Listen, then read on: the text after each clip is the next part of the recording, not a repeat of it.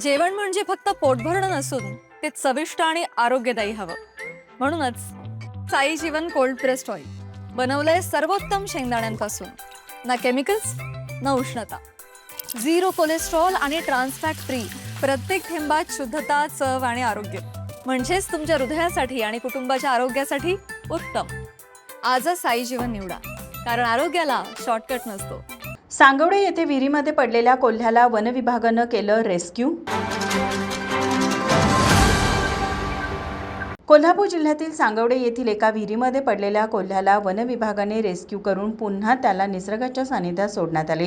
सांगवडे येथील रवी कोळी यांच्या विहिरीमध्ये कोल्हा पडला असल्याचे नागरिकांनी वनविभागास माहिती दिली.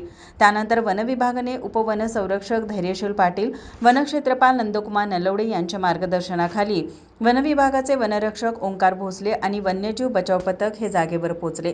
त्या ठिकाणी विहिरीमध्ये 80 फूट खोलीवर एक कोल्हा पडलेलं निदर्शनाला आलं. त्यानंतर कोल्हा सुरक्षितरित्या बाहेर काढण्यासाठी वन्यजीव बचाव पथकाने गिर्यारोहण तंत्रज्ञानाचा वापर अत्यंत कुशलपणाने केला. यासाठी त्यांना ॲडव्हेंचर गिअरचे विनय कालेकर यांचे सहकार्य लाभले. हे बचाव कार्य अत्यंत सुरक्षित आणि तांत्रिक पद्धतीने यशस्वीरित्या पूर्ण झाले. तो कोल्हा विहिरीच्या बाहेर काढल्यानंतर वनविभागाने पशुवैद्यकीय अधिकारी डॉक्टर संतोष वाळवेकर यांनी त्याची वैद्यकीय तपासणी केल्यानंतर पुन्हा त्याला निसर्गाच्या सानिध्यात सोडून देण्यात आले.